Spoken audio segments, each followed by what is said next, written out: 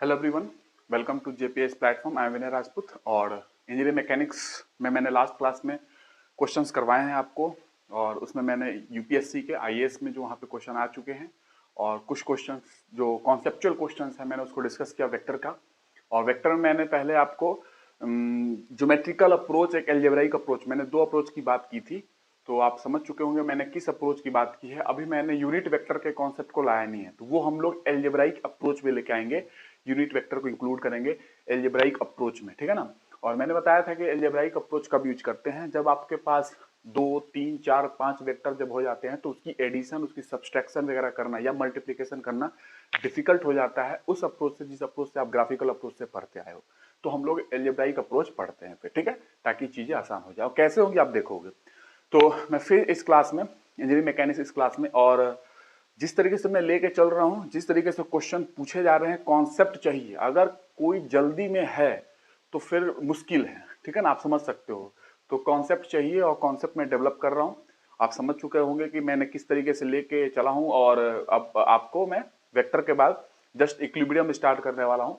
Equilibrium में हम लोग पढ़ेंगे इक्विलिब्रियम कैसे होती है, स्टैटिक इक्विलिब्रियम क्या होता है, बिकॉज वही इक्विलिब्रियम पढ़ के आप पहुंचोगे कहाँ, ट्रस में पहुंचोगे, ठीक है। और ट्रस में आप देख रहे हो ट्रस में क्वेश्चंस कैसे आ रहे हैं, हर साल गैप करके क्वेश्चन आ ही जाते हैं, ठीक है।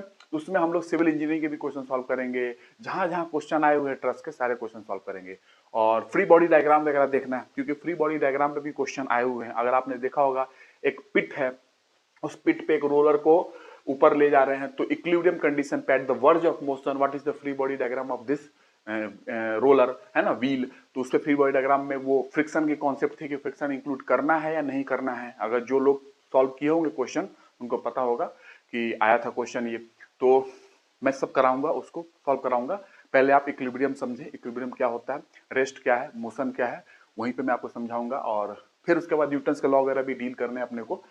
तो ऐसे हम लोग मूव करेंगे। तो आज मैं फिर से दो क्वेश्चन और कराऊंगा, उसके बाद हम लोग एल्जेब्राइक अप्रोच पे चलेंगे, उसको सॉल्व करेंगे, कैसे एडिशन कैसे सब्सट्रैक्शन करते हैं, और डॉट प्रोडक्ट क्रॉस प्रोडक्ट पढ़ेंगे। जब ये हो जाएगा तो फिर सफिशिएंट है वेक्टर के लिए आपका जानकारी, ठीक है। उसके बाद नहीं चाहिए आपको, डॉट प्रोडक्ट स्केलर प्रोडक्ट पढ़ ले, मोर देन सफिशिएंट है। तो आज मैं फिर से आपको एक क्वेश्चन करा रहा हूँ, ठीक है। क्वेश्चन ये है, अच्छा क्वेश्चन है, कॉन्सेप्चुअल है। मैंने ऐसा नहीं कि मैं थ्योरी पढ़ा दूं अच्छे से क्वेश्चन ना करो, मैंने क्वेश्चन बहुत अच्छे अच्छे कराए हैं आपको वेक्टर पे, और आप कर सकते हैं। और भी क्वेश्चन मैं कराऊंगा, अभी आप करें, ये मोर देन सफिशिएंट है। फिर मैं एग्जाम से पहले आऊंगा तो कॉन्सेप्चुअल क्वेश्चन आपको कुछ कराऊंगा, ताकि आपको और कॉन्सेप्ट डेवलप हो। बिकॉज क्वेश्चन से ही अप्लाई करोगे थ्योरी को तो आपके कॉन्सेप्ट और कॉन्फिडेंस बिल्डअप होता है, ठीक है ना। तो क्वेश्चन करना बहुत जरूरी है, लेकिन थ्योरी जिस तरीके से मैंने समझाई है वो आपको क्वेश्चन सॉल्व करने में बहुत हेल्पफुल होगी, क्योंकि मैंने छोड़ा कुछ नहीं है आपको समझाने के लिए जो क्वेश्चन आपके एग्जाम में आ रही है, ठीक है। हमें आपको कोसाइन लॉ भी आपको पढ़ना है, बिकॉज लामीज का सब्स्टिट्यूट हम लोग यूज करेंगे, ट्रायंगल, फोर्स ट्रायंगल बनाएंगे और उसमें कोसाइन लॉ को लगा के हम लोग आंसर लाएंगे। लामीज को यूज नहीं करेंगे, कहीं लामीज यूज करेंगे, मैं बताऊंगा कहाँ यूज करोगे, कहाँ विदाउट लामीज भी आप फोर्स ट्रायंगल बना के, अगर 3 फोर्सेज हैं in the form of triangle, आप क्लोज लूप ट्रायंगल बनाइए और उसमें कोसाइन लॉ को लगाइए और आप फोर्स वगैरह निकाल सकते हैं, एंगल निकाल सकते हैं, दो फोर्स के बीच का एंगल कितना है, सब निकाल, कोसाइन लॉ आपको पढ़ाऊंगा मैं, ठीक है। तो वो सब चीजें आएगी जो आपके एग्जाम में क्वेश्चन अप्लाई हो रहे हैं ना, जो जो चीजें, वो आपको जानना बहुत जरूरी है। तो ये क्वेश्चन मैं राइट करता हूं, और क्वेश्चन नंबर, ये पहला क्वेश्चन मैं अभी करा रहा हूं, और 2 लेक्चर अपने क्वेश्चन पे आ चुके ऑलरेडी, ठीक है ना। मैं 2 क्वेश्चन कराऊंगा, उसके बाद हम लोग थ्योरी पढ़ेंगे, जो आगे हम लोग को बढ़ना है। तो क्वेश्चन ये है, टू फोर्सेस, फिर से मैंने फोर्सेस को लिया, two forces are acting at an angle of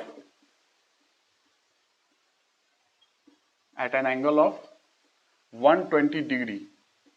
the bigger force, two forces में जो बिगर फोर्स है, जो बड़ा वाला फोर्स है, द बिगर फोर्स का वैल्यू दिया हुआ है, बिगर फोर्स इज 40 न्यूटन, ठीक है। एंड द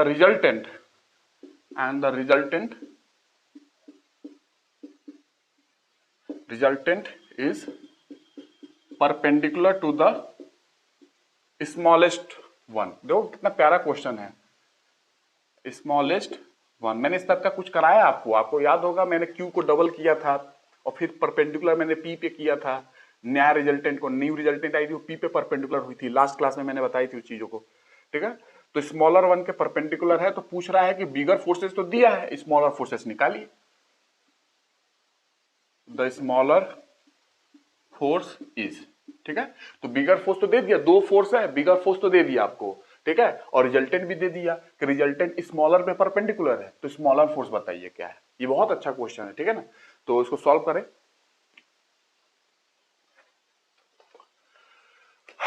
जैसे मैंने अभी तक ग्राफिकल अप्रोच आपको बताया है, अभी तक एल्जेब्राइक अप्रोच नहीं बताया है, अभी आई जे के का कॉन्सेप्ट, कैप का, यूनिट वेक्टर का कॉन्सेप्ट मैंने अभी नहीं लाया है। जस्ट इस क्वेश्चन को करने के बाद दो क्वेश्चन करेंगे और वो कॉन्सेप्ट को लाएंगे कि कब आई जे के आपको यूज करना है। वैसे मैंने हिंट किया है कि ग्राफिकल मेथड का एक रिस्ट्रिक्शन है कि आप ज्यादा वेक्टर से डील नहीं कर सकते हैं। जब 2 4 5 वेक्टर हो जाएंगे तो आप ग्राफिकल मेथड, ग्राफ बनाना बहुत डिफिकल्ट हो जाएगा, तो इसीलिए एल्जेब्राइक मेथड हम लोग जाते हैं, उसमें आई जे के यूनिट वेक्टर के कॉन्सेप्ट को लाते हैं और चीजें बहुत ईजी हो जाती है फिर, ठीक है। तो two forces are acting at an angle of 120 degree, ठीक है, टू फोर्सेस, ठीक है, और ये एक स्मॉलर है, तो मैं एक थोड़ा सा छोटा ड्रॉ कर रहा हूं, स्मॉलर फोर्स पी मैंने ऐसे लिया, और क्यू जो एक बड़ा फोर्स है, ठीक है, उसका 40 न्यूटन, एंगल कितना है 120 डिग्री, ठीक है, तो लगभग ये 120 डिग्री होगा, ठीक है। और मैंने आपको सिखाया है कि आप पैरेलली शिफ्ट कर सकते हो वेक्टर को without changing the magnitude, without changing the direction, shift किया और एक पैरेललोग्राम कंस्ट्रक्ट करो, ठीक है ना, ये ऐसा हो गया, ठीक है।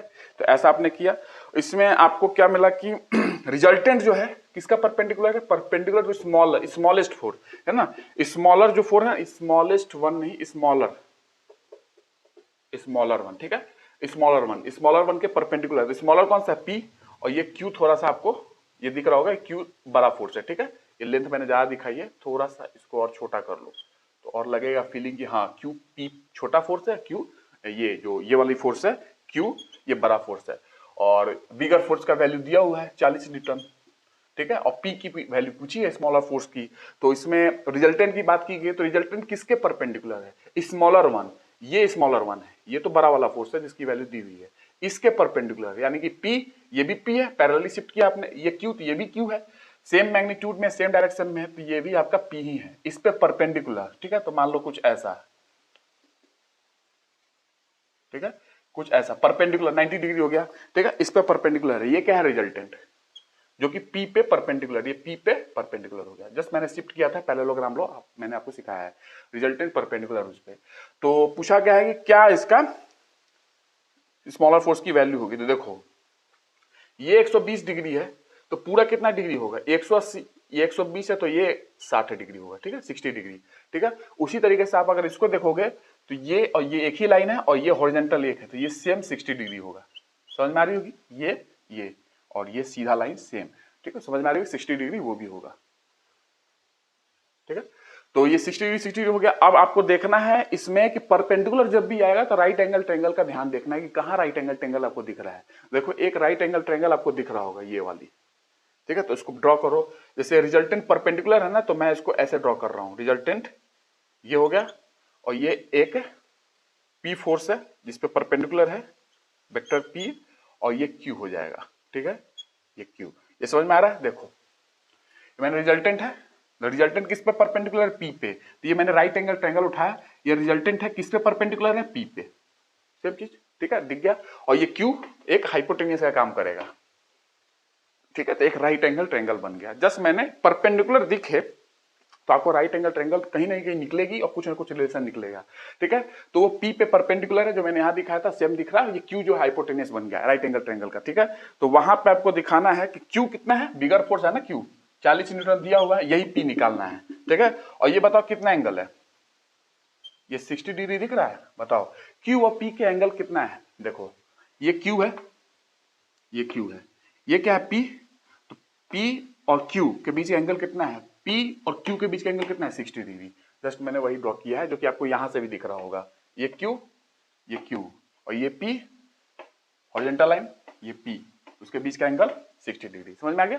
तो आप इससे बस कॉस थीटा निकाल लो, कॉस थीटा निकालोगे बेस मिल जाएगा आपको, बेस में ही पी है आपका, ठीक है, तो आपको आंसर मिल जाएगी। तो कॉस 60 डिग्री, कॉस 60 डिग्री क्या होगा, cos 60 base upon hypotenuse, P upon hypotenuse बड़ा फोर्स जो Q है, बिगर फोर्स 40 न्यूटन। तो P कितना आएगा, मल्टीप्लाई करो cos 60 into 40 degree. cos 60 into 40 degree, यही आपको पूछा था, स्मॉलर फोर्स जो हमारा P है वही यहाँ पे निकल के आ रही है। तो cos 60 की वैल्यू कितनी होती है आपको पता करनी है। cos 60 की वैल्यू आपको पता होगा, या ट्रायंगल क्या कहते हैं, ट्रिग्नोमेट्री का आपको पता होगा, cos 60 की वैल्यू 1/2 होती है। ठीक है, नहीं पता होगा तो मैं मैथमेटिक्स में आपको हिंट करूंगा सारी चीज, मैंने बताया भी था आपको कि कैसे cos 360 माइनस थीटा क्या होता है, ऐसे अगर क्वेश्चन आ रहे हैं cos π/2 प्लस थीटा क्या होगा, तो इन चीजों को आपको पकड़ना पड़ेगा, cos साइन में कब बदलती है और प्लस माइनस कब होती है ना। तो कोऑर्डिनेट वगैरह मैं आपको सिखाऊंगा मैथमेटिक्स में। ठीक है, जितना यहाँ जरूरत है वहां मैं आपको बताते जा रहा हूँ। cos 60 1/2 इंटू 40 2 20 टाइम्स, तो P की वैल्यू कितना आ गई 20 न्यूटन। स्मॉलर फोर्स 20 न्यूटन है, बिगर फोर्स 40 न्यूटन दिया हुआ था, यही आपसे पूछा है स्मॉलर फोर्स कितना होगा, तो P इक्वल टू 20 न्यूटन। ठीक है, P फोर्स है ना, वेक्टर फोर्स, वेक्टर लगा दो साइन। तो ये आपका हो गया। अच्छा क्वेश्चन था, देखो कैसे मैंने ट्रायंगल का यूज किया है ना, राइट एंगल ट्रायंगल। तो ये उठाया, यहां पुट किया,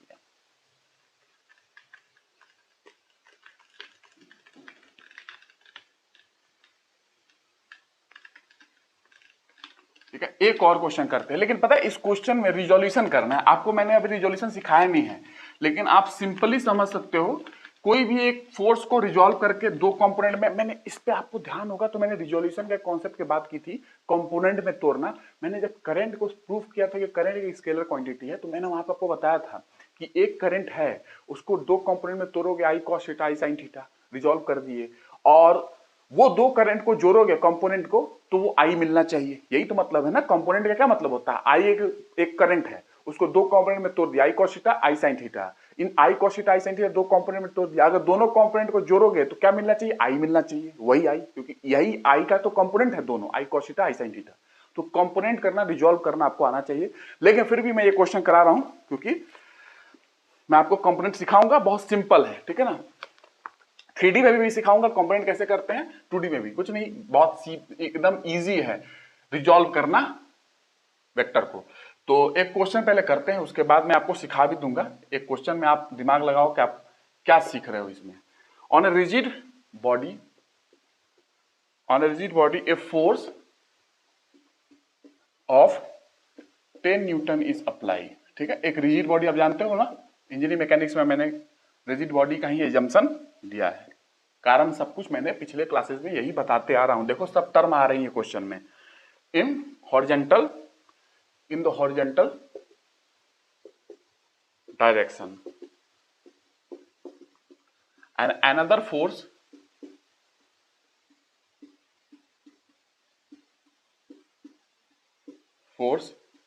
F2 is apply of 20 Newton with 60 degree from the horizontal। ठीक है, डिटरमाइन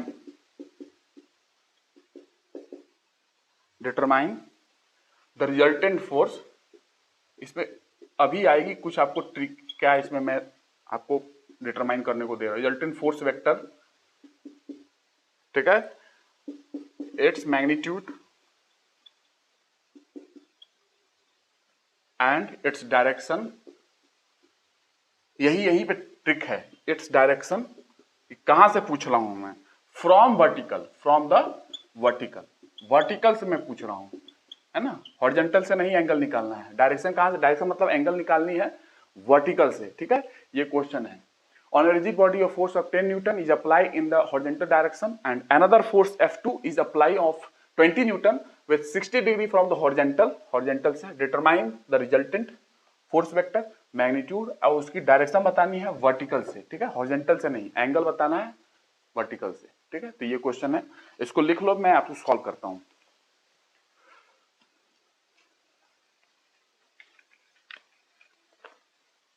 ठीक है, नोट कर लिया।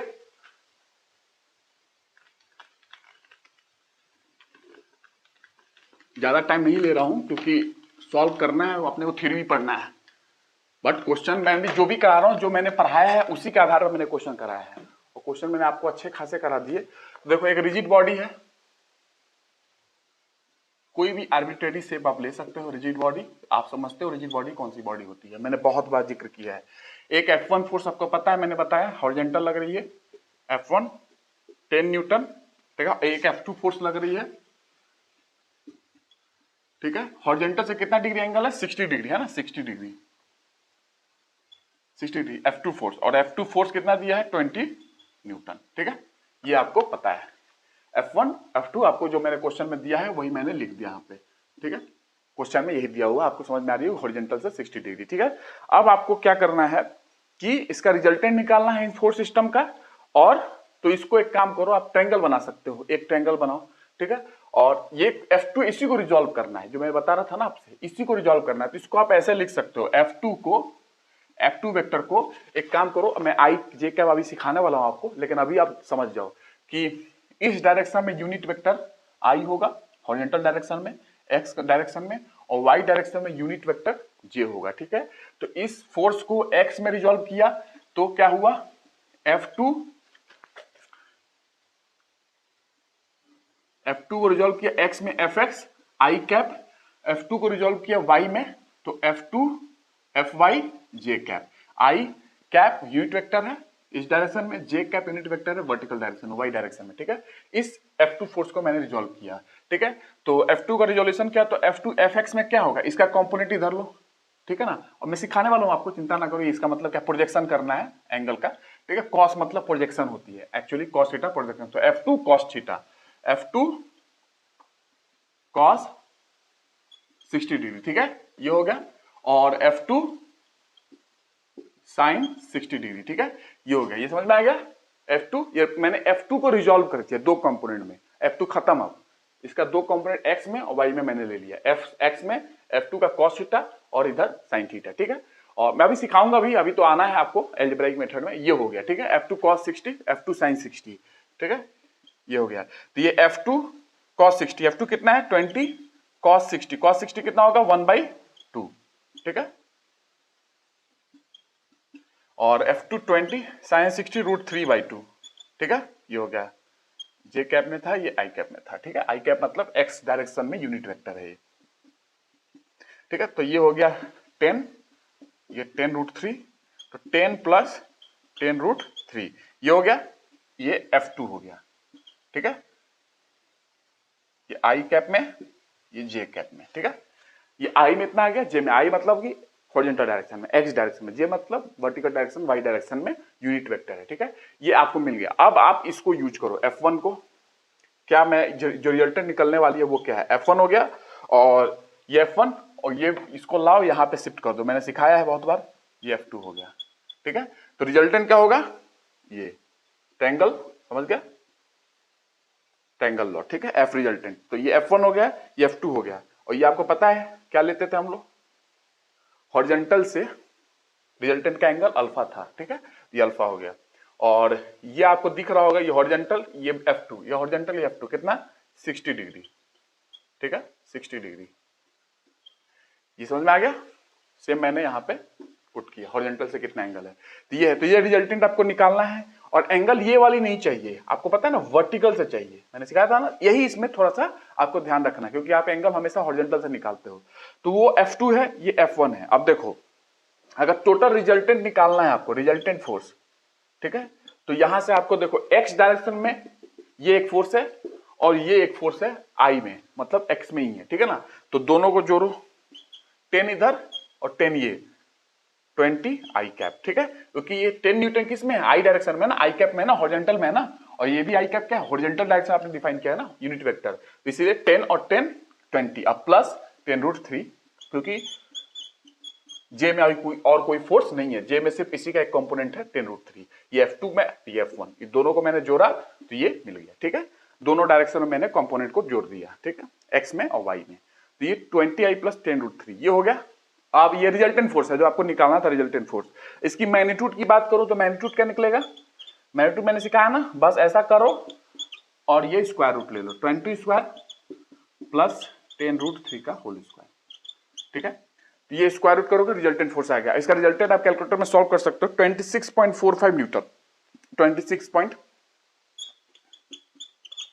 26.45 न्यूटन आ गया, ठीक है। ये रिजल्टेंट है 26.45 न्यूटन, ये जो आपको निकालने को दिया गया था। एक निकल गया 26 पॉइंट, जस्ट कैलकुलेटर में पुट करो। आप ऐसे भी कर सकते हो, 400 हो गया, ये 10 इंटू 3 हो जाएगा, 100 इंटू 3 आप कॉमन लेके कर सकते हो, कोई दिक्कत नहीं है, वो सिंपल है, ठीक है।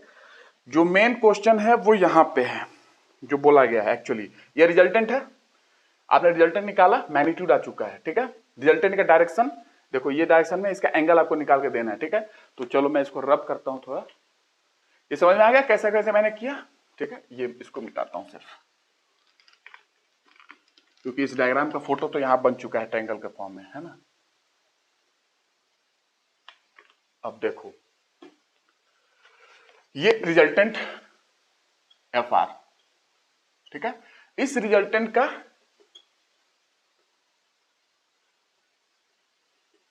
ठीक है, ये रिजल्टेंट अपने पास यहां पे मैंने ड्रॉ किया। रिजल्टेंट क्या है, 20 आई, आई टाइप में, 20 आई टाइप में, आई मतलब हॉरिजॉन्टल में, तो ये 20 आई हो गया, और 10√3 जे, जे मतलब इसमें, तो 10√3, ठीक है। ये जे कैप में हो गया, मतलब वाई डायरेक्शन में, यही तो रिजल्टेंट है ना, रिजल्टेंट, ये रिजल्टेंट का आई में और ये जे में, ठीक है, मतलब वर्टिकल डायरेक्शन में ये हो गया। और इसको क्या लिख सकते हो, एफ आर, ये अगर अल्फा है, क्योंकि आपको पता है ना हॉरिजॉन्टल से रिजल्टेंट का डायरेक्शन मैंने क्या बताया था, अल्फा, पैरेललोग्राम लॉ, तो एफ आर कॉस अल्फा, ये एफ आर कॉस अल्फा, ठीक है। और ये F R cos 90 minus alpha होता है एक्चुअली, बट यही कॉस 90 माइनस अल्फा क्या बन जाता है, साइन अल्फा, ठीक है। तो आपको समझ में आ रहा होगा, ये अल्फा, ये 90, तो ये कितना होगा 90 माइनस अल्फा, ठीक है। तो ये एक्चुअली कॉस 90 माइनस अल्फा होता है, बट वो साइन अल्फा बन जाती है, ठीक है। अगर नहीं पता आपको ये रिलेशन, तो मैं आपको, चिंता नहीं करो, मैं आपको सब कुछ सिखाऊंगा। तो ये अल्फा है, ये पूरा कितना है 90 डिग्री, तो ये कितना होगा 90 माइनस अल्फा, या पाई बाई 2 माइनस अल्फा बोलो, पाई बाई 2 माइनस अल्फा, क्योंकि ये पाई बाई 2 90 डिग्री, और ये अल्फा, तो pi by 2 minus alpha is this, pi by 2, यही एंगल आपको चाहिए, क्योंकि वर्टिकल से पूछा था ना, रिजल्टेंट का वर्टिकल से कितना एंगल है, तो पाई बाई 2 माइनस अल्फा यही चाहिए। तो अल्फा की वैल्यू आपको निकालनी पड़ेगी। अब टेन अल्फा निकालो, क्या है यहां से टेन अल्फा, टेन अल्फा क्या है, वैल्यू देखो आपने निकाल कर रखा है 10√3, ये, तो ten alpha equal to this, ten alpha perpendicular upon base, 10√3 upon 20, ठीक है, ये हो गया √3/2, ये टेन अल्फा है। और अल्फा यहां से निकालोगे तो √3/2 आपको निकला, तो यहाँ पे आपको अल्फा जो निकलेगी वो 40.89 डिग्री, अल्फा जो आएगा 40.89 डिग्री, ठीक है, ये अल्फा है। आपको निकालना क्या है, pi by 2 minus alpha, vertical से निकालना है ना, तो बस पाई बाई 2 कर दो, मतलब 90 माइनस अल्फा कर दो, ये पाई बाई 2 माइनस अल्फा आपको चाहिए, वर्टिकल से एंगल निकालना था, अल्फा नहीं चाहिए, अल्फा तो हॉरिजॉन्टल से है, बट वर्टिकल से पाई बाई 2 माइनस अल्फा है, तो पाई बाई 2 मतलब ये 90 degree, pi by 2 90 degree minus alpha 40.89 degree, तो कितना हो गया 90 माइनस 40.89, 49.11 डिग्री, ठीक है। ये आपसे पूछा गया था वर्टिकल से कितना एंगल है, दिस रिजल्टेंट का, ठीक है। तो ten alpha this upon this perpendicular upon base, ये एफ वाई बोल लो, इसको एफ एक्स बोल लो, ये एक्स डायरेक्शन में है, ये वाई में है, तो कुछ भी बोल लो, यहाँ पे टेन अल्फा निकल जाएगी परपेंडिकुलर अपॉन बेस, ठीक है। और यहाँ से टेन अल्फा निकला, अल्फा की वैल्यू ये आई, और पाई बाई 2 माइनस अल्फा से पूछा है, बिकॉज यही वर्टिकल से एंगल है, पाई बाई 2 माइनस अल्फा, तो बस pi by 2 90 degree minus alpha आपने निकाला 49.11 डिग्री, ये आपका आंसर है, ठीक है। ये हो गया आपका कहानी, जो एक नॉर्मल क्वेश्चन मुझे कराना था, ठीक है। और रिजोल्यूशन वगैरह भी सिखाऊंगा। वैसे समझ में आ गया होगा आपको कि कोई वेक्टर को आप दो रेक्टेंगुलर कंपोनेंट में आप तोड़ सकते हो, एक कॉस में एक साइन में, ठीक है। कॉस का मतलब प्रोजेक्शन होता है, एक्चुअली प्रोजेक्शन, प्रोजेक्ट कर रहे हो, है ना, उस वेक्टर को प्रोजेक्शन कर रहे हो, क्या है अभी दिखाऊंगा आपको, ठीक है। तो अब मैं आपको स्टार्ट करता हूं, कौन सा मेथड, एल्जेब्राइक मेथड।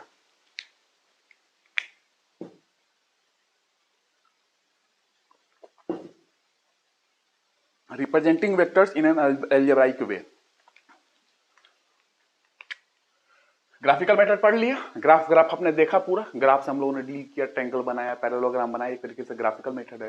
अब आपको ज्यादा वेक्टर अगर डील करना हो, 3 4 5 वेक्टर, तो ग्राफ बनाना डिफिकल्ट हो जाएगा, इसलिए एल्जेब्राइक मेथड हमें पढ़ना है। और ये आपको समझना भी है कि आई जे के हम लोग कब लाते हैं। अभी तक आई जे के मैंने क्या कहते हैं ग्राफिकल मेथड में नहीं लाया था, ठीक है। अभी जो लास्ट क्वेश्चन है उसमें मैंने आई जे के लाया है, फोर्स को तोड़ा है, तो वो आपको समझ में आएगी कैसे कैसे मैंने आई जे का कॉन्सेप्ट लाया। तो रिप्रेजेंटिंग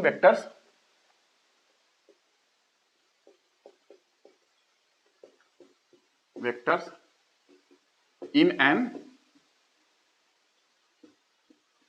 एल्जेब्राइक वे, ठीक है।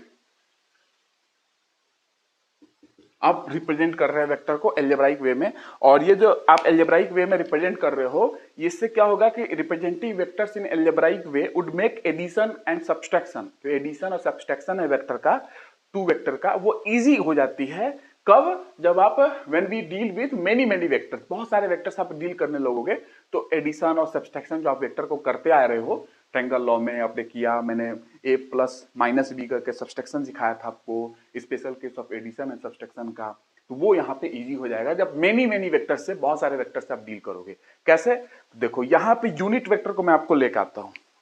यूनिट वेक्टर क्या है यहाँ पे समझो पहले। यूनिट वेक्टर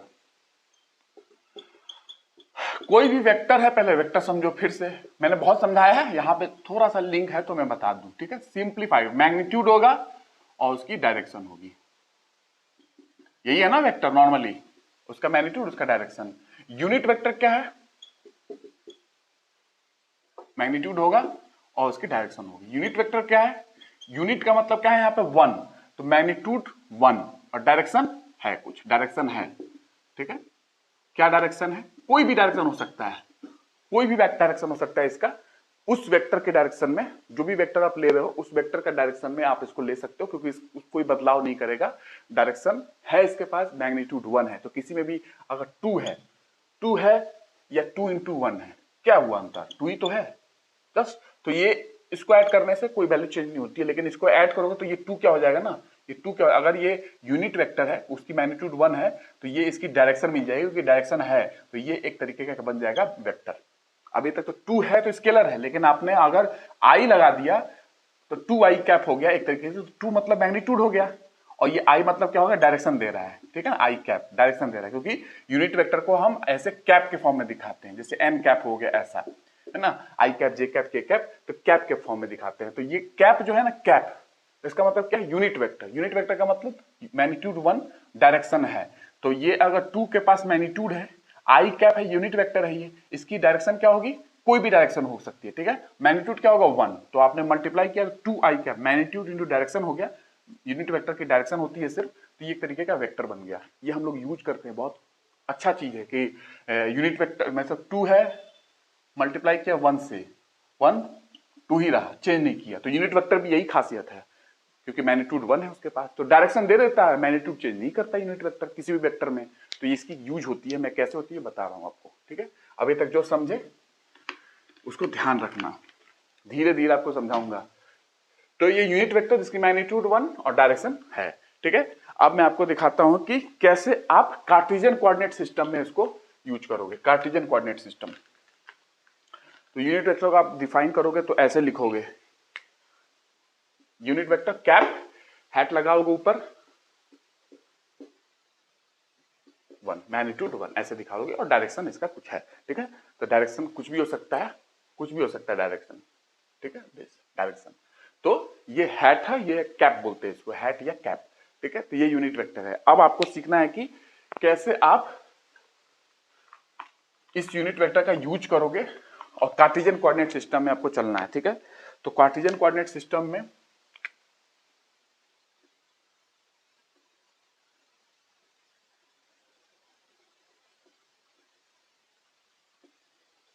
ठीक है, ये है कार्टेशियन कोऑर्डिनेट सिस्टम। इसमें एक्स वाई जेड, आपको पता है कार्टेशियन कोऑर्डिनेट, मैंने कोऑर्डिनेट सिस्टम आपको बहुत बताया है। तो ये एक्स है, ये वाई है, और ये जेड है। आपको डिफाइन करना है यूनिट वेक्टर तीनों डायरेक्शन में, ठीक ना, यूनिट वेक्टर तीनों डायरेक्शन में डिफाइन करो, बिकॉज यूनिट वेक्टर के पास खुद डायरेक्शन ही है, मैग्नीट्यूड तो 1 है, तो कोई बदलाव लाने वाला है नहीं। तो यूनिट वेक्टर आपसे कोई बोले कि एक्स डायरेक्शन में डिफाइन करो, तो यूनिट वेक्टर एक्स डायरेक्शन में जो होगा वो आई कैप, नॉर्मल कन्वेंशन है आई कैप लेते हैं, ठीक है, I cap. J direction Y direction में यूनिट वेक्टर क्या होगा जे कैप, और जेड डायरेक्शन में यूनिट वेक्टर के कैप। ये यूनिट वेक्टर हम लोगों ने डिफाइन कर दिया एक्स वाई जेड डायरेक्शन में, जिसकी यूनिट वेक्टर का मतलब मैग्नीट्यूड 1 और उसके पास डायरेक्शन है। डायरेक्शन का कैसे यूज होगा मैं बता रहा हूं, ठीक है। तो unit vector it could be in any direction, ठीक है ना, कोई भी डायरेक्शन हो सकती है, representing the vector in that particular direction, और वो उस वेक्टर को उस पर्टिकुलर डायरेक्शन में डिफाइन करेगा, रिप्रेजेंट करेगा। तो क्या मैंने बताया, यूनिट वेक्टर जो मैंने बताया है, ये जो मैंने बताया है एन कैप इक्वल टू 1 एक यूनिट वेक्टर है। ये it could be in any direction, कोई भी डायरेक्शन मैंने जो दिखाया ना, ये it could be in any direction, कोई भी डायरेक्शन हो सकता है, रिप्रेजेंट करेगा, representing the vectors in that particular direction, और उस वेक्टर को उसी डायरेक्शन में डिफाइन करने की कोशिश करेगा, ठीक है। तो it could be in any direction, unit vector it could be in any direction and representing the vector in that particular direction, उस डायरेक्शन में वेक्टर को रिप्रेजेंट करेगा, ठीक है ना। जैसे कि वाई डायरेक्शन में रिप्रेजेंट कर रहा है जे कैप से, ठीक है ना। हर डायरेक्शन में आपने यूनिट वेक्टर को डिफाइन कर दिया, हर डायरेक्शन में, तीनों डायरेक्शन में कार्टेशियन कोऑर्डिनेट सिस्टम में, ठीक है। अब आपके पास एनी वेक्टर को, किसी भी वेक्टर को आप इस फॉर्म में लिख सकते हो, किसी भी वेक्टर को, लेट अस से वेक्टर ए, इसको आप ए X I cap, A Y J cap, A Z के कैप। इसका मतलब क्या, किसी भी वेक्टर को आप इस फॉर्म में लिख सकते हो, वेक्टर ए को आप इस फॉर्म में लिख सकते हो, ए X I cap, A Y J cap, A Z के कैप। तो ए एक्स है क्या, ये एक्स कंपोनेंट ऑफ ए है, X component of A, x component किसका, ए का। तो ये ए एक्स जो है एक्स कंपोनेंट ऑफ ए, और ए एक्स जो है एक तरीके से कंपोनेंट है, ये एक तरीके से मैग्नीट्यूड है, ठीक है। और ये आई कैप क्या है, मैग्नीट्यूड तो 1 होती है, मैग्नीट्यूड 1 होती है, लेकिन डायरेक्शन है, ये डायरेक्शन देगा, ठीक है। और आपको पता है मैग्नीट्यूड डायरेक्शन मिल जाता है तो ये एक वेक्टर बन जाता है पूरा, ठीक है। यही खासियत है, आपने जैसे यूनिट वेक्टर को डाला तो ये एक नंबर था, एक मैग्नीट्यूड था, ठीक है ना, एक नंबर है ये, लेकिन जैसे आई कैप से मल्टीप्लाई किया तो आई कैप एक यूनिट वेक्टर है एक्स डायरेक्शन में। इससे क्या हुआ कि यूनिट वेक्टर की मैग्नीट्यूड तो 1 होती है, लेकिन डायरेक्शन इसके पास है, जैसे डायरेक्शन मिला मैग्नीट्यूड को, जैसे डायरेक्शन मिला मैग्नीट्यूड को, वो वेक्टर बन गया। तो ये ऐसी खासियत है, इसकी क्वालिटी है यूनिट वेक्टर की, ठीक है। ये एक्स कंपोनेंट ऑफ ए है, ये ए वाई जो है सेम, यही भी मैग्नीट्यूड, ये डायरेक्शन, ये मैग्नीट्यूड, ये डायरेक्शन। तो ये वाई कंपोनेंट ऑफ ए है, ये जेड कंपोनेंट ऑफ ए है, ठीक है। ये A X A Y A Z क्या है, X component of A, Y component of A and Z component of A. I J K क्या है, unit vector in X direction, unit vector in Y direction, unit vector in Z direction, K cap, ये हो गया, ठीक है। तो A X X component of A, ठीक है, vector A Y Y component of A Z Z component of vector A, जो मैंने वहां डिफाइन किया, ठीक है। और ये ऐसे हम लोगों ने इसको वेक्टर को डिफाइन किया, ठीक है। अब आपको दिखाना है कि ए X A Y A Z जो कंपोनेंट आपने तोड़ा है वेक्टर ए का, ये ए वेक्टर को रिप्रेजेंट कर रहे हैं इस कार्टेशियन कोऑर्डिनेट सिस्टम में, ठीक है। ए वेक्टर को रिप्रेजेंट कर, इसको लिख लिए, ए वेक्टर को रिप्रेजेंट करना है तो देखो कैसे, ए एक्स आई, इसको यहां लिखो, यहां रिप्रेजेंट करो, ए एक्स एक्स डायरेक्शन में, एक्स कंपोनेंट है ए का, एक्स कंपोनेंट इधर, आई कैप, ए एक्स आई, ठीक है। ये ए एक्स आई कैप, ठीक है, A X I, A Y J, A Y J, Y component of A, J cap direction, unit vector जो है जे कैप में, ठीक है। इसको वो आप अगर आप समझ रहे होगे मैं क्या बना रहा हूं, तो ये आपका हो गया ए X I plus A Y जे, मैंने सिखाया ना, याद होगा पैरेललोग्राम लॉ में, ए X I plus A Y जे, ये जो डायगोनल है वो ए X I plus A Y जे है, ठीक है।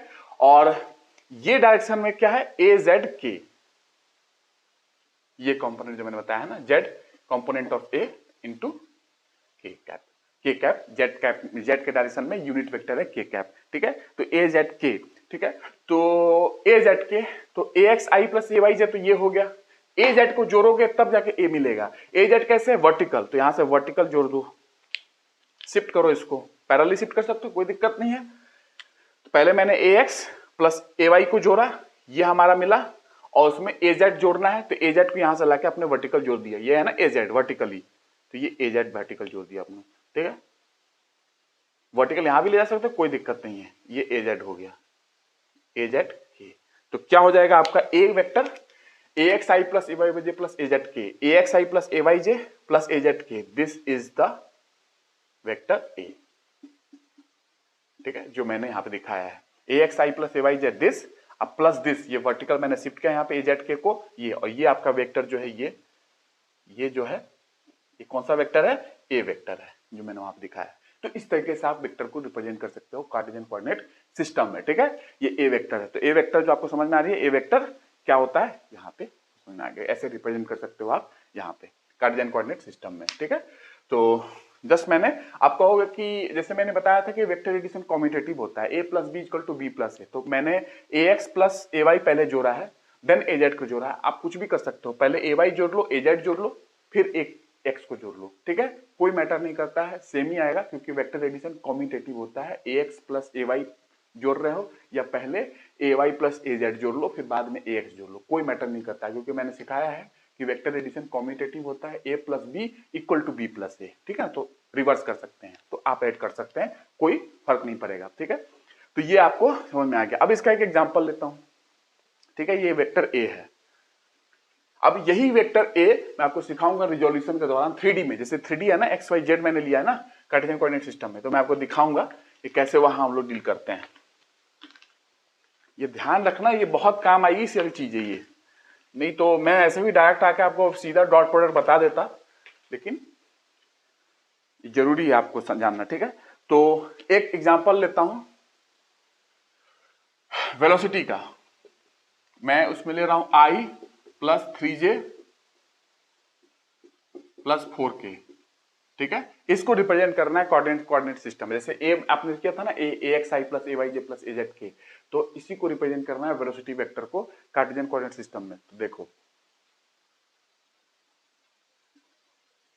ये x, ये y, ये z, आपको पता है x डायरेक्शन में यूनिट वेक्टर क्या होता है आई कैप, y डायरेक्शन में unit vector j cap, z direction में यूनिट वेक्टर k कैप। तो इसको लिख लो, लिखना क्या है आप समझ चुके हो, तो बस इसको रिप्रेजेंट करो। x डायरेक्शन में यूनिट वेक्टर मैग्नीट्यूड 1 है और यूनिट वेक्टर क्या है आई कैप, ये हो गया आई कैप। ठीक है, j 3 इंटू जे, ठीक है, किस डायरेक्शन में y में, क्योंकि j कैप किस डायरेक्शन का यूनिट वेक्टर है y डायरेक्शन का यूनिट वेक्टर, मैंने सिखाया पहले लेक्चर में, उसमें पहला जो डायग्राम मैंने बनाया था, तो ये हो गया 3j, ये ठीक है। अब आप पैरेललोग्राम बना लो। ठीक है, तो ये क्या हो जाएगा, अभी मैंने दिखाया था ना करके, ये i प्लस, जैसे ए एक्स प्लस ए वाई हुआ था ना, ये i प्लस 3j हो गया। ठीक है, ये i प्लस 3j हो गया। अब आपको क्या जोड़ना है 4k, 4k कहां है, 4k मान लो इस डायरेक्शन में ये 4k है। ठीक है, तो जस्ट इसको शिफ्ट कर लो, यहां वेक्टर को शिफ्ट कर सकते हो स्पेस में, बताया मैंने, बस शिफ्ट कर लो यहां तक कर लो 4k है ना, थोड़ा आपको लंबा भी दिखे, 3k इतना है तो 4k थोड़ा लंबा होना चाहिए। ठीक है, और i plus 3j plus 4k, this is the vector जो मैंने अभी दिखाया था इसके पहले, ये ऐसे आप दिखा सकते हो। ठीक है, i प्लस 3j और उसके बाद वेक्टर ऊपर मैंने दिखाया वर्टिकल में, क्योंकि 4k जो है ये वर्टिकल में है, तो मैंने यहां से सीधा वर्टिकल शिफ्ट कर दिया वेक्टर को वहां से, और ये 4k दिखाया, तो ये वेलोसिटी वेक्टर आपको मिल गया। ठीक है, अब इसमें आपको मैग्नीट्यूड बताना है कि इसका मैग्नीट्यूड क्या होगा। तो I can first add these A X and A Y, मैंने पहले ए एक्स, ये एक्स डायरेक्शन वाला है, ये ए वाई है, मैंने A X and A Y को पहले ऐड किया, ए एक्स ए वाई को ऐड किया, तो क्या है ये आपको दिख रहा होगा परपेंडिकुलर है, क्योंकि हर चीज अपने आप से परपेंडिकुलर है। ठीक है ना, I X Y Z perpendicular है म्यूचुअली। ठीक है, तो ये मैग्नीट्यूड इसका क्या होगा A X square plus A Y square, पहले आपने ऐड किया किसको, A X and A Y को। ठीक है, तो इसकी मैग्नीट्यूड क्या हो गया, I can first add these A X and A Y, get the magnitude of this A X square plus A Y square, A X A Y को जोड़ा, ये मिल गया। ठीक है, और उसके बाद में लास्ट में परपेंडिकुलर वेक्टर जो इसके है ये, ठीक है ना, क्योंकि ये एक्स वाई प्लेन में है, ये एक्स वाई प्लेन में है, और जेड ये परपेंडिकुलर है, तो परपेंडिकुलर वेक्टर को ऐड किया ए जेड को, तो वो हो गया, उसको जोड़ोगे तो A X square plus A Y square में परपेंडिकुलर वेक्टर ए जेड को जोड़ा, जो कि एक्स वाई प्लेन से, ये प्लेन एक्स वाई प्लेन है, उसके परपेंडिकुलर ये जेड है ऊपर, तो A Z square, this is the magnitude of the vector A. ठीक है, ए वेक्टर का मैग्नीट्यूड है। उसी तरीके से आप इसका भी कर सकते हो, भी क्या होगा root over 1 square 3 square 4 square, ठीक है ना। तो ये जैसे मैंने यहाँ दिखाया है, ठीक है। तो ये है आपका एक तरीके से मैग्नीट्यूड, ठीक है ना। तो ये मैग्नीट्यूड हो जाएगा जिसको आप ऐसे दिखाते हो, ठीक है ना, ये बार में आप, ठीक है ना, मॉडुलस फॉर्म में दिखाते हो, ये मैग्नीट्यूड है। पहले first of all you add ax and ay, then you add perpendicular vector from it az। तो पहले ax ay को ऐड किया, this is the magnitude, then perpendicular vector az को ऐड किया जो कि इस डायरेक्शन में है, प्लेन के परपेंडिकुलर, तो az को ऐड किया, ये मैग्नीट्यूड हो गया, this is the magnitude of a vector. आपको v का निकालना है तो क्या होगा, v वेक्टर का मैग्नीट्यूड यहाँ पे कुछ नहीं, x कंपोनेंट का स्क्वायर, यहाँ क्या है 1 स्क्वायर, y 3, z 4, ये मैग्नीट्यूड आ जाएगा v का, वेलोसिटी वेक्टर का मैग्नीट्यूड, ठीक है। तो ये हो गया, ऐसे आप रिप्रेजेंट कर सकते हो। ये ax ay वाला मैंने पिछला वाला एग्जांपल से आपको दिखाया था कि first I add ax and ay एंड उसके बाद मैग्नीट्यूड मिल गया ax square plus ay square root over, and then again add a perpendicular vector to it. अब इस दोनों के परपेंडिकुलर, क्योंकि x और y तो एक प्लेन में है, अब इसके परपेंडिकुलर जो वेक्टर az है उसको फिर से ऐड कर दो, तो ax square plus ay square plus az square हो जाएगा, then you get net magnitude, तुमको मिल जाएगा a वेक्टर का मैग्नीट्यूड, ठीक है। ऐसे हो सकता है। तो इसको और भी तरीके से समझ सकते हो, जैसे कि कुछ ऐसा है, ये ax ये ay, तो क्या हो जाएगा मैग्नीट्यूड दिस वन, ये ax है ये ay है, एक प्लेन में है, तो ax square plus ay square ये मैग्नीट्यूड नहीं हो जाएगा पैथागोरस से, समझते हो। उसके बाद क्या करना है, ये मैग्नीट्यूड निकाल दिया, ठीक है। अब इसके परपेंडिकुलर एक वेक्टर और ले लो, यही तो मैंने बोला, ax y है, इसके परपेंडिकुलर az, तो इसके परपेंडिकुलर एक और वेक्टर ले लोगे तो वो क्या हो जाएगा, उसका मैग्नीट्यूड, नेट मैग्नीट्यूड क्या निकलेगा, net magnitude root over ax square plus ay square plus az square, ठीक है। तो इसके परपेंडिकुलर जो कि इस प्लेन में है, इसके परपेंडिकुलर j कैप, ये एक प्लेन है, इसके परपेंडिकुलर आपका az है, तो पहले ax y को जोड़ा, ये मिला मैग्नीट्यूड, नेट मैग्नीट्यूड निकालना है, az को भी जोड़ दो इसके साथ, तो वो मिल जाएगा ax square plus ay square plus az square, ठीक है। तो ये है कहानी, और तरीके से मैं समझा सकता हूं उसको, ठीक है ना, समझ ही लो, समझ ही लो, जल्दी नहीं करना है, क्योंकि कुछ चीजें होती हैं जो उसको समझ ले तो अच्छा है। देखो ऐसा है कि अगर इस रूम में हो, ठीक है, एक वेक्टर इस डायरेक्शन में इस दीवार के इस कोने पे है, ठीक है, और एक वेक्टर ऐसा है, ठीक है। तो एक वेक्टर ये दीवार के ऐसे जा रही है हॉरिजॉन्टली, एक वेक्टर ये वर्टिकल दीवार में, तो ये ऐसा हो गया। तो ये मान लो ax है जो मैंने अभी दिखाया, ये ay है, तो इसका ये आपको समझ में आ रहा है 90 डिग्री, तो Pythagoras this square plus this square root over this is the resultant ax and ay का, ठीक है, ये हो गया। तो ये आपका रिजल्टेंट मिला कैसे, ये इधर था ये इधर था, तो रिजल्टेंट ऐसे जा रहा है वहां, ठीक है ये, और एक और वेक्टर है जो कि इधर गया हुआ है, तो ये जो वेक्टर ऐसे जा रही है ना ये, ठीक है, एक वेक्टर ये हो गया जो रिजल्टेंट है, इसके परपेंडिकुलर एक इधर इस दीवार पे गई हुई है, ठीक है, इसके परपेंडिकुलर इधर, तो बस इसको आप कुछ नहीं कर सकते हो, इसको ऐसे कर लो, ये हो गया एक्स स्क्वायर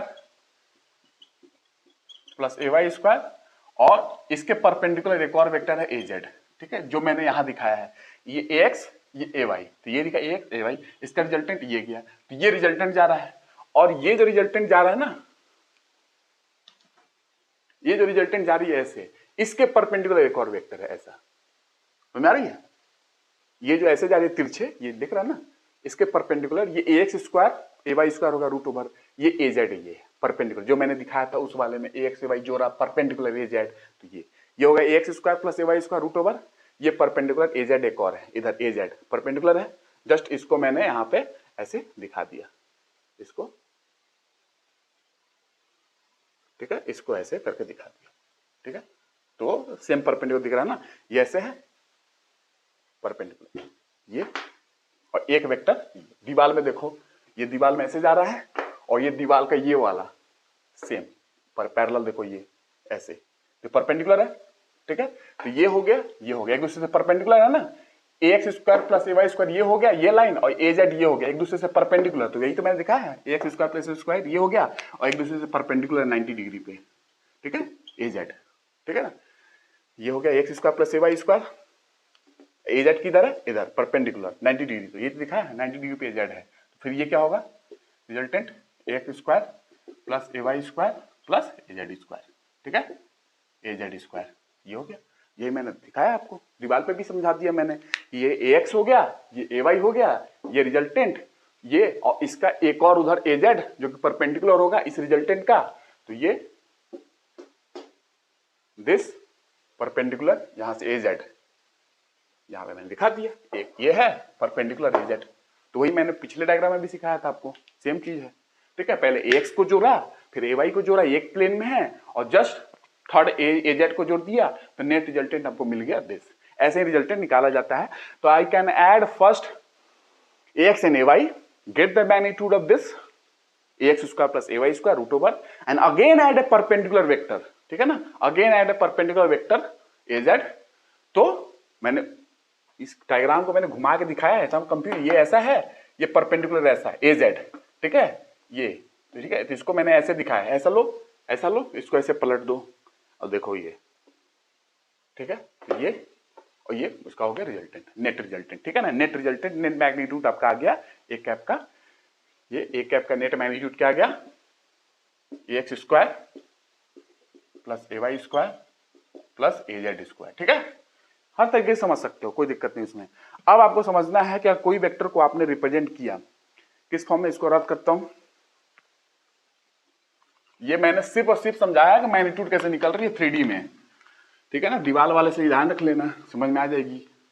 बाकी मैंने वैसे भी दिखाया डायग्राम से भी, दीवार वाले से आपको ज्यादा समझ में आएगी कि ये ax, ये ay रिजल्टेंट दिस, और एक दीवार का ऐसे वाले में az है ऐसा, बस। तो परपेंडिकुलर है ना, ax square plus ay square resultant हो गया, इसके परपेंडिकुलर में az है, तो वही तो मैंने दिखाया ना, ax square plus ay square, ये az परपेंडिकुलर है, इसका resultant root over ax square plus ay square plus az square, ये मैग्नीट्यूड है, नेट मैग्नीट्यूड। ठीक है, ax ay az का। ठीक है, तो अगर कोई वेक्टर है a, उसको कैसे रिप्रेजेंट कर सकते हो, मैंने सिखाया axi plus ay j cap plus az k cap. This is the magnitude part, this is the direction, unit vector है जिसकी मैग्नीट्यूड 1 है, डायरेक्शन है, तो मैग्नीट्यूड इनटू डायरेक्शन क्या हो जाएगा, एक वेक्टर बन जाएगा। ठीक है, इसीलिए आई यूनिट वेक्टर का यूज किया जाता है, क्योंकि ये 2 into 1 ऐसा कुछ है, कुछ बदलाव हुआ क्योंकि ये यूनिट वेक्टर की मैग्नीट्यूड तो 1 हो गया, लेकिन कुछ इसकी डायरेक्शन है जो कि डायरेक्शन मिल जाएगी, और ये 2 जो है मैग्नीट्यूड ही एक नंबर है, तो ax मतलब ये मैग्नीट्यूड हो गया नंबर, और ये आई कैप आपने जोड़ा ना, एक डायरेक्शन मिल गया, इसको, इस नंबर को, ax को या 2 को, एक नंबर को डायरेक्शन मिल गया। तो जानते हो नंबर मैग्नीट्यूड है, डायरेक्शन मिल गया तो एक वेक्टर बन गया, जस्ट इसीलिए यूज किया जाता है क्योंकि मैग्नीट्यूड 1 है यूनिट वेक्टर का, तो इसके 2 में तो कोई बदलाव करेगा नहीं, 2 into 1 1 ही रहेगा, 2 ही रहेगा। ठीक है, लेकिन ये जो 1 है यूनिट वेक्टर जिसकी मैग्नीट्यूड है, उसके पास एक डायरेक्शन भी है, तो डायरेक्शन है इसीलिए ये मैग्नीट्यूड इंटू डायरेक्शन हो जाएगा और आपको एक वेक्टर मिल जाएगा। ठीक है, तो मैंने समझाया आपको यूनिट वेक्टर क्यों यूज किया जाता है। तो एक वेक्टर है axi plus ay j cap plus az k cap, B vector है bxi cap by j cap bz k cap. bx is the x component of b in y direction, by is the x component of b in the j cap direction, j cap मतलब y direction। मैंने बताया था unit vector x direction में i cap, y direction में unit vector j cap, z direction में unit vector k cap. तो ये vector को मैंने इस फॉर्म में रिप्रेजेंट किया। अब इसको ऐड करो जो मैंने सिखाया है, तो वो अलजेब्राइक वे में आपने सीखा था, यहाँ पे जो ग्राफिकल वे है। ठीक है ना, तो ग्राफिकल मेथड से इसको ऐड करना है तो क्या होगा, एक्स कंपोनेंट दोनों वेक्टर का एक साथ ऐड करो, वाई कंपोनेंट दोनों वेक्टर का एक साथ ऐड करो, जेड को एक साथ ऐड करो। ऐड करने के बाद आपको क्या मिलेगा, ax plus B X I cap plus ay plus B Y, दोनों का मैं अलग अलग कंपोनेंट लेते जा रहा हूँ। सेम कंपोनेंट जो है वाई डायरेक्शन में लिया जे कैप, az प्लस bz क्या हुआ k कैप। ठीक है, ऐसा ले सकते हो। a plus B, a minus B करना है तो माइनस बी कर लो पहले, माइनस बी, तो माइनस बी क्या होगा, माइनस यहाँ लगा तो सब में माइनस लगा दो, माइनस बी है ना, तो माइनस लगाओ सब में, माइनस बी एक्स आई माइनस बी वाई जे माइनस बी जेड के। ठीक है, अब उसके बाद आपको क्या करना है, a प्लस, मैंने बताया था ना स्पेशल केस है subtraction, a plus minus B कर दो, सेम मतलब a माइनस बी, तो क्या होगा a प्लस माइनस बी, तो a माइनस बी एक्स। ठीक है, ax माइनस बी एक्स, क्योंकि b की जगह माइनस बी करना है, तो बी एक्स में minus B X, B Y minus B Y, B Z minus B Z, because A की जगह माइनस बी है, बी की जगह माइनस बी है। I cap A Y minus B Y J cap A Z minus B Z A cap. ये आपका graphical method से addition और सब्सट्रैक्शन मैंने सिखाया, ठीक है। अब आ जाओ इसमें, टाइम कितना हुआ। अब आपको ये एल्जेब्राइक फॉर्म ऑफ वेक्टर है, क्या है ये? Algebraic form of vector.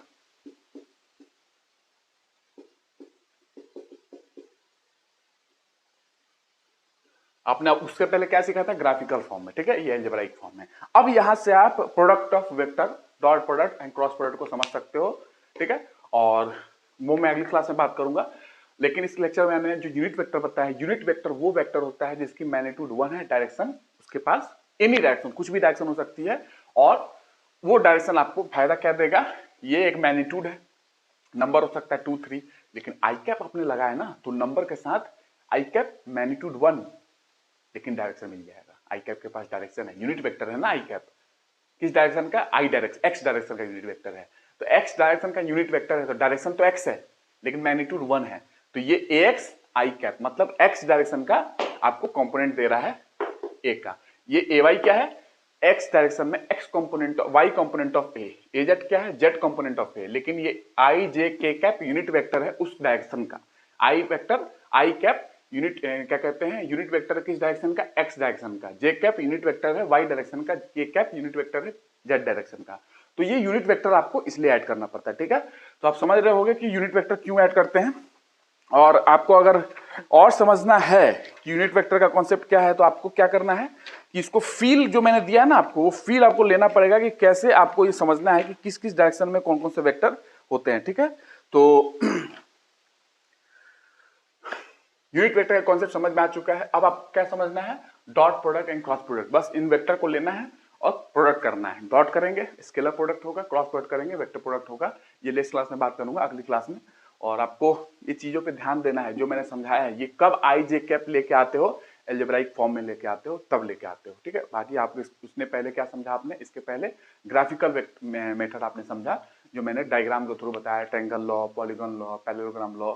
लेकिन ये आप अभी सीखे हो, क्योंकि जब मेनी वेक्टर्स आ जाते हैं तो ये इजी हो जाता है एल्जेब्राइक मेथड, ठीक है। अब आपको डॉट प्रोडक्ट, स्केलर प्रोडक्ट समझना है, नेक्स्ट क्लास में बात करूंगा।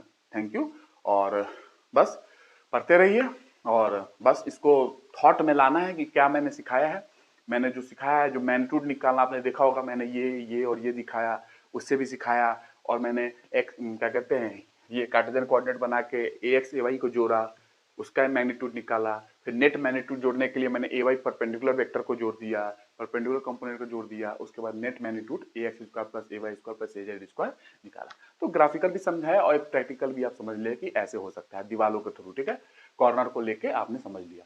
तो नेक्स्ट क्लास में बात करता हूँ, ठीक है। Thank you. और ये क्वेश्चन जो मैंने लगाया है उस पर रिवाइज करना क्वेश्चन पे, क्योंकि मैं और भी अच्छे अच्छे क्वेश्चन वेक्टर का कराऊंगा बाद में चल के। अभी मोर देन सफिशिएंट है जितना मैंने क्वेश्चन कराया। लास्ट 2 क्लास में मैंने क्वेश्चन कराई है, आज मैंने 2 कराया। और अब हम इसको सीखते हुए इक्विलिब्रियम में जाएंगे, ठीक है ना। प्रोडक्ट को सीख लो, इक्विलिब्रियम में जाएंगे, लेकिन मैं प्रोडक्ट समझाऊंगा आपको एग्जाम्पल के थ्रू। डॉट प्रोडक्ट एक सिखाऊंगा, एग्जाम्पल के थ्रू सिखाऊंगा आपको, ठीक है। क्रॉस प्रोडक्ट भी आपको एग्जाम्पल के थ्रू समझाऊंगा, और उसकी फिजिकल सिग्निफिकेंस देखेंगे, ज्योमेट्रिकल मीनिंग क्या है क्रॉस प्रोडक्ट का, पैरेललोग्राम का एरिया होता है क्या, हाँ कुछ हो सकता है ऐसा कुछ है, वो सब कुछ हम लोग सीखेंगे कि उसका ज्योमेट्रिकल मीनिंग क्या है, ठीक है। तो नेक्स्ट क्लास में बात करता हूँ। Thank you.